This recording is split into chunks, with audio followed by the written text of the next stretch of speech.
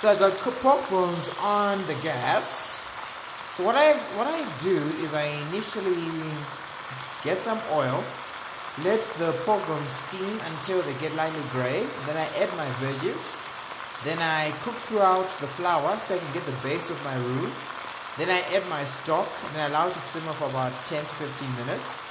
Then once it's simmered for 10 to 15 minutes, then I can add my other spices and I can add all my other condiments. So that's my process when it comes to cooking pork bones.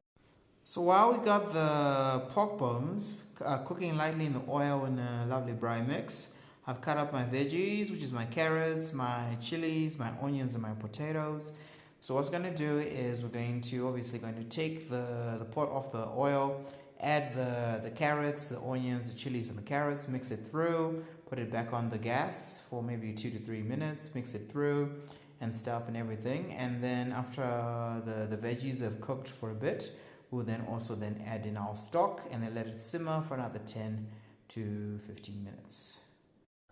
So as for the stock, you can use any stock of your choice. You can use chicken stock, beef stock, veg stock, whatever you can see. So as you can see, like I talked about, we've got our veggies and our pork bones obviously in our stock.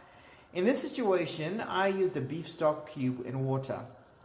You can do the whole normal situation of roasting your bones and then putting in water and stuff and building up your stock, but I think for most people they don't have the time for that. So it's just best to just simply put a stock cube in water, allow everything to simmer in there for about, like what I said, 10 to 15 minutes. You'll know everything is going okay when the amount of water in the pot is at least reduced in third in its size. You just have to keep monitoring just to make sure. As you can see, with these lovely air pockets and lovely air bubbles as they're going. So this is going to take another maybe 10 to 15 minutes to actually just cook and simmer through, because we want everything to be cooked through. Yes, the pot is coming to the boil. You can see the veggies are steaming. The pork bones are cooking. The stock is now integrating into the bones, the veggies and stuff and everything. It's all good. Don't panic. Don't think for a second that, oh, I'm burning the stuff. This is where the flavor component is now being built. So let it go in for that 10 to 15 minutes, cooking down, reducing the liquid. You're in a good space right now. How something looks is always going to be the most important thing. People eat with their eyes.